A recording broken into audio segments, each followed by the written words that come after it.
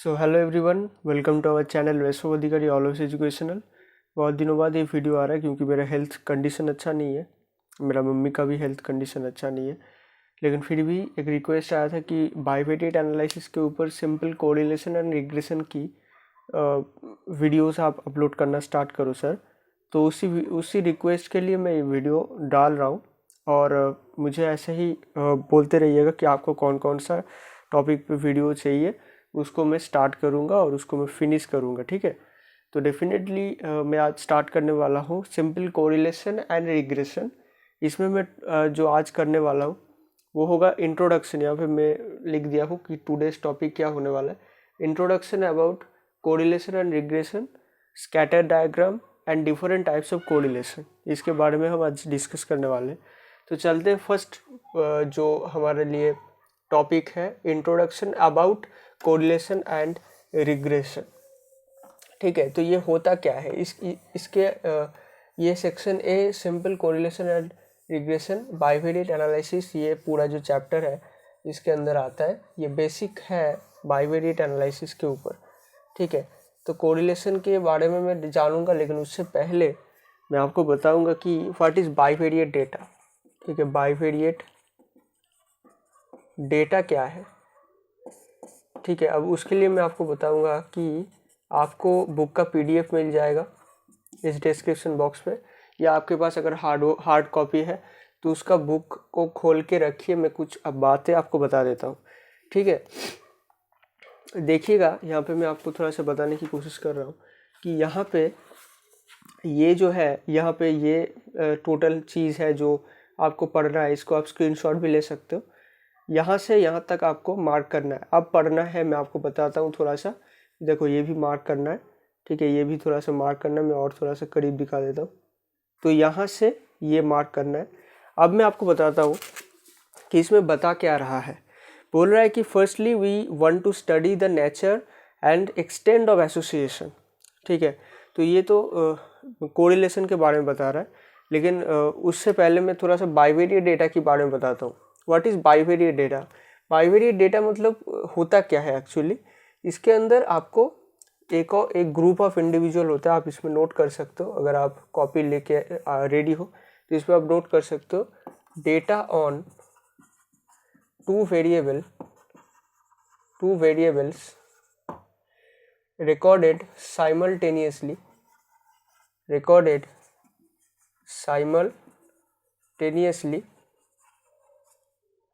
for a group of individual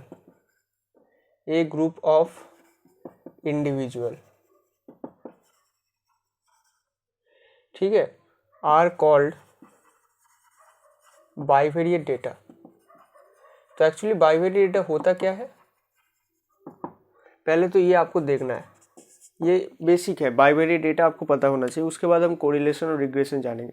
तो bivariate data मतलब data on to variables, दो variable होगा, उसके ऊपर डेटा होगा। जैसे अगर आप इसमें एग्जांपल लेना चाहते हो तो आप लिख सकते हो कि height and weights of the student in the class, ये एक नंबर है। जैसे और भी एग्जाम्पल हो सकता है, rainfall and yield of paddy in different years. देखिए, ये है आपका एक ग्रुप ऑफ इंडिविजुअल्स के अंदर ये आता है, मतलब अलग अलग सेट इसके अंदर आएगा इससे, और डिफरेंट स्टूडेंट से इसके अंदर डिफरेंट सेट्स आएगा। और जो दो वेरिएबल क्या क्या है, यहाँ पे है rainfall and yield of paddy, और यहाँ पे है हाइट्स एंड वेट्स। तो this are two different variable and different set of variables कैसे आएगा, in different years, in different और you can say in many students. ठीक है, तो इस तरीके से आपका कैसे आता है, बाइवेरिएट डेटा आता है। तो ये बाइवेरिएट डेटा के ऊपर एक शॉर्ट नोट था। अब मैं जल्दी से यहाँ पे जाता हूँ। इतना जानने से हो जाता है बाइवेरिएट डेटा क्या होता है, इसके बारे में आपको जस्ट पता होना चाहिए। इंट्रोडक्शन और मतलब बेसिक पता होना चाहिए। उसके बाद हम बताते हैं कि कोरिलेशन क्या है। अब कोरिलेशन आता कहाँ से है? कोरिलेशन आता है दो वेरिएबल, ये जो बाइवेरिएट डेटा है, यहाँ से मैं जो बताया ना बाइवेरिएट डेटा मतलब दो वेरिएबल होगा। अब जो दो वेरिएबल होगा, अब ये दो वेरिएबल को मान लो x है और एक y है। अब इसके अंदर ये दो जो वेरिएबल है, सही से समझने की कोशिश कीजिएगा। ये तो दो वेरिएबल है, x एंड y मान लेते हैं। x कुछ भी हो सकता है, y कुछ भी हो सकता है। दो अलग अलग वेरिएबल है जो अलग अलग चेंज हो रहा है। अब ये दो वेरिएबल के अंदर क्या कुछ रिलेशन है, कुछ एसोसिएशन है। तो अगर हम कुछ एसोसिएशन ढूंढने जाते हैं, तब आपको आप किसका स्टडी कर रहे हो? आप स्टडी कर रहे हो कोरिलेशन की। मतलब ये दो वेरिएबल है, दो वेरिएबल के बीच में अगर आप कुछ एसोसिएशन ढूंढने जा रहे हो तो आप स्टडी कर रहे हो कोरिलेशन की। अगर आप उस दो वेरिएबल के अंदर एसोसिएशन ढूंढ लिए, मान लो कोरिलेशन एग्जिस्ट कर रहा है और आपको बोल दिया गया वन वेरिएबल नोन, एक वेरिएबल आपके पास, ठीक है, एंड वन वेरिएबल नोन, एक वेरिएबल आपके पास आप जानते हो। तब अगर आप अदर वेरिएबल कैलकुलेट कर रहे हो,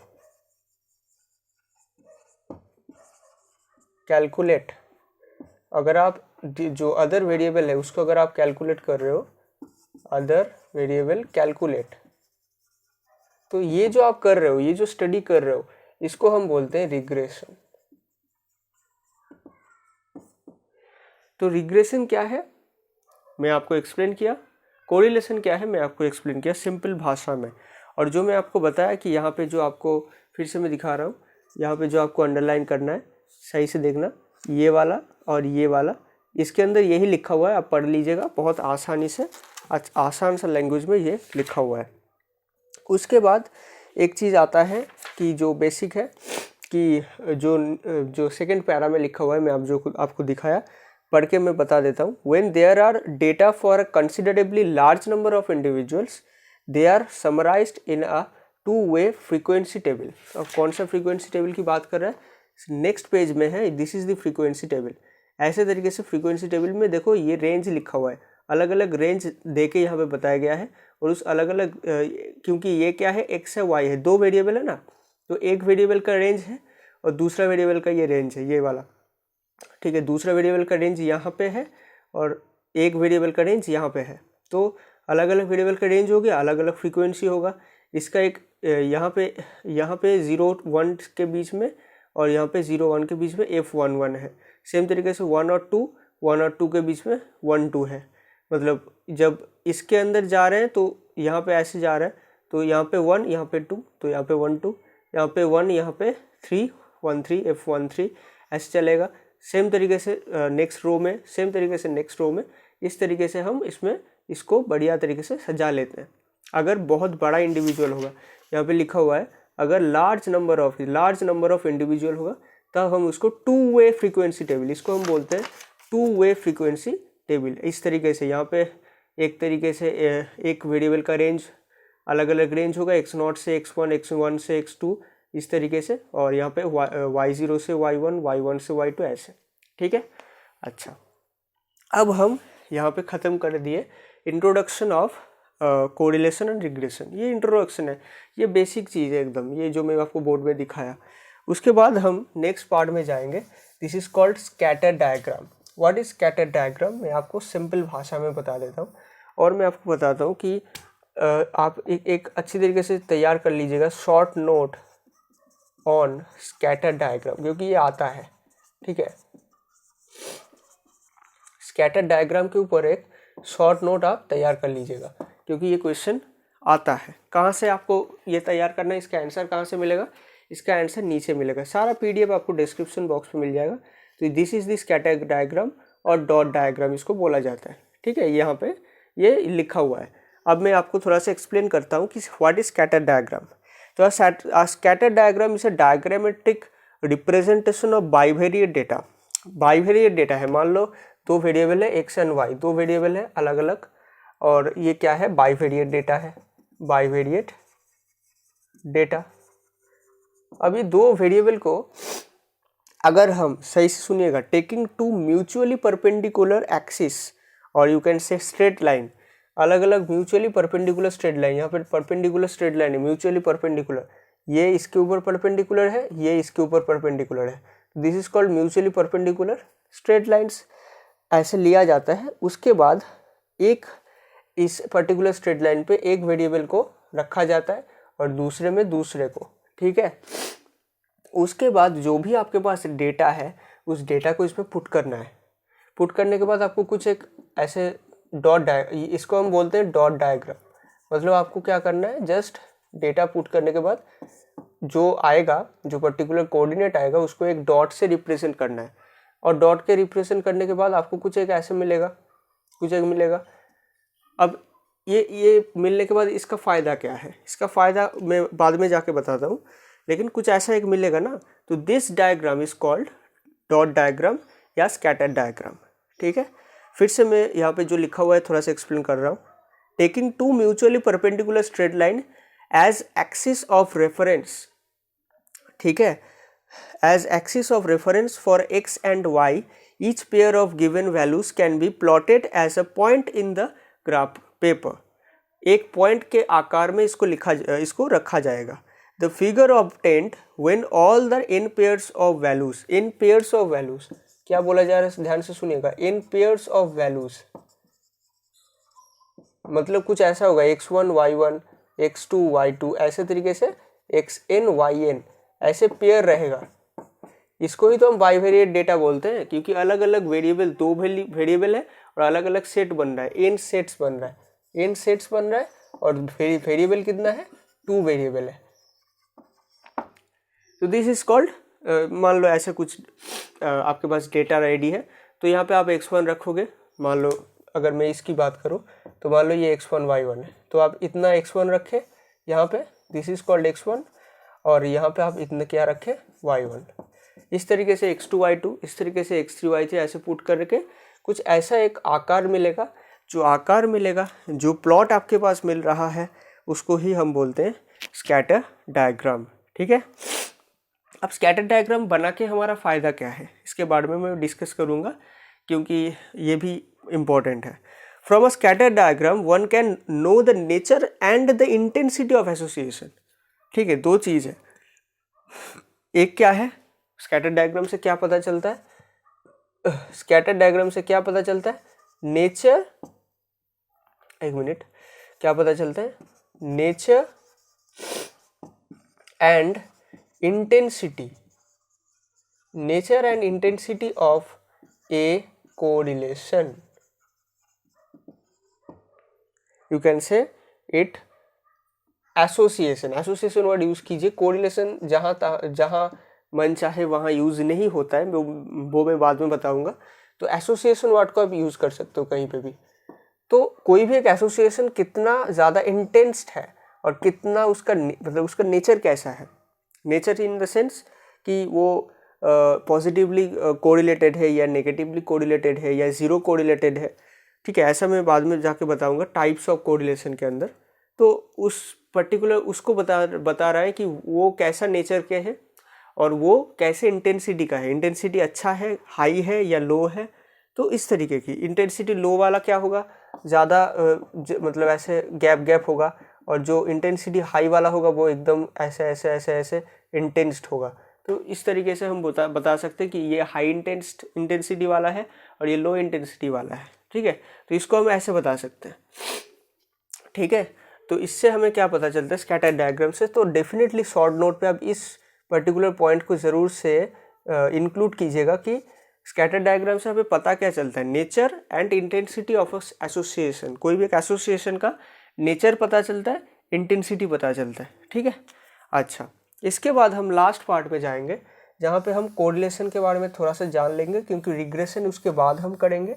और कोरिलेशन की जो फर्स्ट कोरिलेशन है, जो स्कैटर डायग्राम के बाद कुछ स्कैटर डायग्राम अलग अलग होता है, उसको ड्रॉ करने के बाद मैं आपको बताऊंगा कि किस तरीके की स्कैटर डायग्राम हो सकता है, ठीक है। अच्छा, अब जो स्कैटर डायग्राम है ये हमें पता चल गया क्या लिख रहा हूँ मैं, स्कैटर डायग्राम, स्कैटर स्कैटर ऐसे स्पेलिंग है ना, ई है यहाँ पे, ओके बहुत बढ़िया। तो स्कैटर डायग्राम ये हमें पता चल गया बेसिक चीज़। अब मान लो स्कैटर डायग्राम हमें पता है, अलग अलग स्कैटर डायग्राम आपके पास में दिखा रहा हूँ। मान लो कुछ ऐसा स्कैटर डायग्राम है, मान लो कुछ ऐसा स्कैटर डायग्राम है, ठीक है, और मान लो कुछ ऐसा स्कैटर डायग्राम है,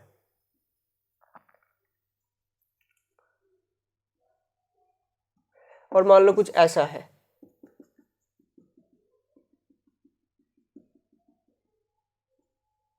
तो कुछ ऐसा स्कैटर डायग्राम आपके पास है और आपको बता रहा है कि इसमें से आपको क्या दिख रहा है स्कैटर डायग्राम से। तो ध्यान से देखिएगा, जो फर्स्ट फिगर है उसके अंदर वो बहुत ज़्यादा गैप है, इसके अंदर गैप बहुत ज़्यादा है, ठीक है। कंपैरिजन अगर हम करें तो इसमें गैप ज़्यादा है, फर्स्ट एंड सेकंड में इसमें और इसमें गैप बहुत ज़्यादा है। लेकिन एक चीज़ आपको ध्यान में रखना है कि जब x इंक्रीज हो रहा है, x जब आप इंक्रीज कर रहे हो और तभी y भी इंक्रीज हो रहा है। देखिए x जब आप इंक्रीज किए, ठीक है, यहाँ पे x इंक्रीज हुआ तो y भी इंक्रीज हुआ, जब यहाँ पे x इंक्रीज हुआ तब यहाँ पे y भी इंक्रीज हो रहा है। तो इससे हमें क्या पता चल रहा है, जब x इंक्रीज हो रहा है तब y भी इंक्रीज हो रहा है। ये हमें यहाँ से बढ़िया तरीके से दिख रहा है, हम ऑब्जर्व कर सकते हैं इसको। लेकिन एक और इम्पॉर्टेंट चीज़ है कि ये इंटेंस नहीं है, ये हाई इंटेंसिटी का नहीं है, लो इंटेंसिटी का है, इसमें गैप ज़्यादा है, ठीक है। तो ये भी एक बात हमें पता चल गई, दो बात हमें यहाँ से पता चल गया। अब हम यहाँ पे बात कर रहे हैं फर्स्ट चीज़, सेम चीज़ है कि यहाँ पे गैप ज़्यादा है, इसके तुलना में वो करीब सेम गैप वाला है, ये वाला जो गैप है। लेकिन जो दूसरा चीज़ है कि ये x तो इंक्रीज हो रहा है, y इंक्रीज हो रहा है, यहाँ पे भी y इंक्रीज हो रहा है, लेकिन यहाँ पे y ज़्यादा इंक्रीज हो रहा है। देखिए यहाँ पे स्लोप ज़्यादा आएगा, ये वाला जो थीटा है ना, ये थीटा यहाँ पे मोर है, किससे, यहाँ से। ये वाला जो थीटा है, ये थीटा क्या है, लेस है। तो यहाँ पे जो थीटा है ये लेस है, यहाँ पे थीटा ज़्यादा है, मतलब ये ज़्यादा इंक्रीज हो रहा है। मतलब एक थोड़ा सा बढ़ा रहा हूँ यहाँ पे, इस दोनों के अंदर जो अगर कंपेयर करें 1 और 2 के बीच में, तो एक से अगर थोड़ा सा इंक्रीज करूँ, यहाँ पे सेम इंक्रीज करूँ तो इसमें ज़्यादा इंक्रीज होएगा वाई में, यहाँ पे ज़्यादा वाई में ज़्यादा इंक्रीज होएगा यहाँ से, ठीक है, इसके कंपैरिजन में, 1 के कंपैरिजन में। तो this is the comparison between the 1 and 2। Then आता है 3 एंड 4। 3 में क्या है, 3 में देखिए एकदम लीनियर है, ये एकदम लीनियर है। इसमें भी x इंक्रीज करने पे y इंक्रीज हो रहा है, इसमें भी आपका, इसमें एक और चीज़ है, इसमें हाई इंटेंसिटी का है, और इसमें जो है ये एकदम, मतलब इसको आप बोल सकते हो लीनियरली डिपेंडेंट। जो दो वेरिएबल है ना x एंड y, कंप्लीटली, या यू कैन से आइडियली लीनियरली डिपेंडेंट, एकदम आइडियली ये लीनियरली डिपेंडेंट है, एकदम स्मूथली ये इंक्रीज हो रहा है। ये tan थीटा जो होगा वो करीब 1 है, मतलब ये 45 है, मतलब जस्ट ऑब्जर्वेशन से मैं बता रहा हूँ। तो मतलब ये एकदम करीब, बहुत बढ़िया तरीके से, मतलब ये y = x लाइन को फॉलो कर रहा है ऐसा। तो ये आइडियली लीनियरली डिपेंडेंट हो रहा है। तो ये यहाँ पे हम पता चला। और ये जो है, ये तो आप डेफिनेटली देख रहे हैं कि ये लीनियर नहीं है, this is not linear, you can say non linear association, ठीक है, ये हमें पता चल रहा है। तो this is some scatter diagram से क्या क्या पता चल रहा है। अब मैं आपको बताता हूँ कि यहाँ पे ये जो चीज़ था ये मैं बता दिया, ये वाला, ये सब कुछ मैं बता दिया। यहाँ पे कुछ चीज़ें मैं दाग दिया था, तो इसको आप देख सकते हो, स्क्रीनशॉट ले सकते हो। और यहाँ पे मैं कोरिलेशन अब बताने वाला हूँ, दिस इज द कोरिलेशन, या यू कैन से दिस इज व्हाट, कोरिलेशन। आप यहाँ पे देख सकते हो, मैं थोड़ा सा आपको दिखा देता हूँ। तो ये कोरिलेशन है। तो इस पार्ट को आप खोल लीजिए, PDF भी खोल सकते हो, हार्ड कॉपी भी खोल सकते हो। यहाँ तक हम पढ़ेंगे आज, ठीक है। तो ये जो पार्ट है ये हम अभी करने वाले हैं, अभी, ठीक है, बोर्ड मिटा के। तो डेफिनेटली देखिएगा, कोरिलेशन जो पार्ट है यहाँ पे हम एंटर कर गए, तो वहाँ पे हमें क्या पता चल रहा है, कोरिलेशन।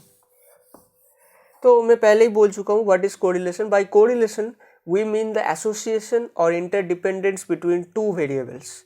दो वेरिएबल के बीच में एसोसिएशन या इंटरडिपेंडेंस, ठीक है। कोरिलेशन में पहले ही मैं थोड़ा सा बताया था। कोरिलेशन क्या है, इंटरडिपेंडेंस ऐसे छोटे छोटे नोट्स बनाते रहिएगा ताकि आपको की पॉइंट्स याद रहे, या आपको आप इसमें कह सकते हो एसोसिएशन बिटवीन टू वेरिएबल्स।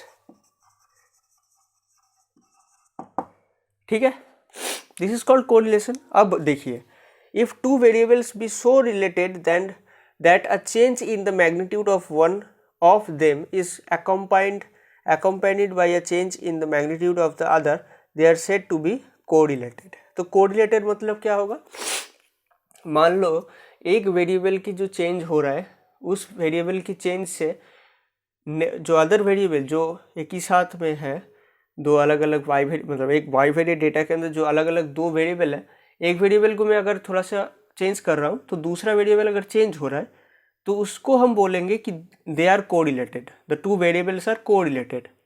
ठीक है, अच्छा अब देखिए कोरिलेशन में बी लीनियर और नॉन लीनियर।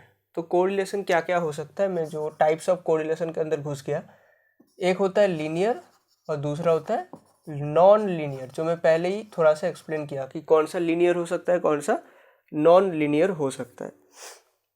अच्छा, our discussion to be situation where the correlation is linear, our discussion to be situation where the correlation is linear, मतलब हम सिर्फ लीनियर के बारे में पर्टिकुलर आपके सिलेबस में डिस्कस करेंगे, नॉन लीनियर को छेड़छाड़ नहीं करेंगे, नॉन लीनियर यहाँ पे ख़त्म हो जाता है। लीनियर के बारे में हम अब डिटेल में डिस्कस करेंगे आने वाले वीडियोस में, आपके सिलेबस में लीनियर के बारे में ही डिस्कस होगा। If one variable is found to increase on the average as the other increases, the variable are said to be positively correlated। तो यहाँ पे आप लिखिएगा what is positively correlated, लिख लीजिएगा कि if one variable increases then other variable also increases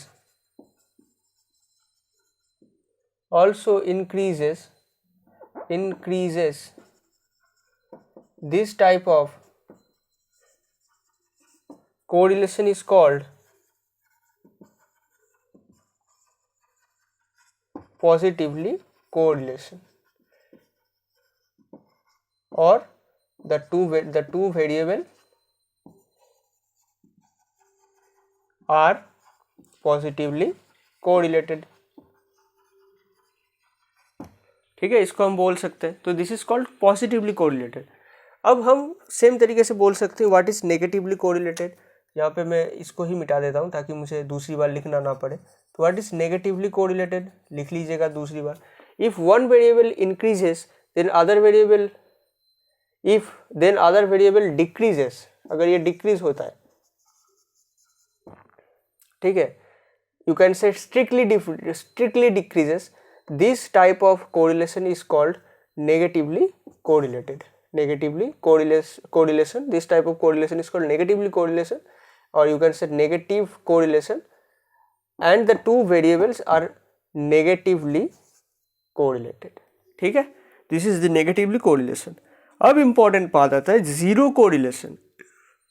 ठीक है, जीरो कोरिलेशन बहुत बार पूछा जा सकता है, इंपॉर्टेंट है, तो इसको आप नोट कर लीजिए, फिर हम जीरो कोरिलेशन बताएंगे, उसके बाद इस वीडियो को ख़त्म करेंगे। ठीक है, अच्छा चलिए, जीरो कोरिलेशन बहुत ज़्यादा इंपॉर्टेंट है, क्वेश्चन आता है इसका, इसको हम देखेंगे भी बाद में जाके, जीरो कोरिलेशन के बारे में और भी ज़्यादा डिस्कशन होगा। तो zero correlation, this is very very important क्योंकि ये आता है। व्हाट इज जीरो कोरिलेशन, मैं थोड़ा सा आपको स्कैटर डायग्राम से समझाने की कोशिश कर रहा हूँ। जीरो कोरिलेशन में क्या होगा पता है, सारा जो पॉइंट होगा ना वो एक ऐसा गोला बनाएगा, एक ऐसा सर्किल बनाएगा, ये x होगा, ये y होगा, दो अलग अलग वेरिएबल, तो कुछ ऐसा सर्किल बना देगा। तो इसको अब जब भी सर्किल को ऐसे कोई सर्किल फॉर्म होने देखोगे तभी आप समझ में आपको आ जाना चाहिए कि this is the two variables are zero correlated. ठीक है, तो थर्ड सिचुएशन में arise where as one variable increases the other remains constant. तो ये क्या है, as one variable increases, the other remains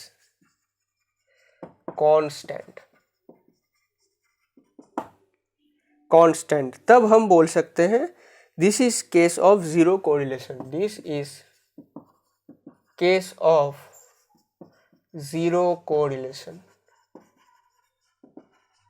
what is zero correlation? जब एक वेरिएबल इंक्रीज हुआ लेकिन अदर वेरिएबल जो हुआ वो कांस्टेंट रह गया, ठीक है, इसको हम जीरो कोरिलेशन बोलेंगे।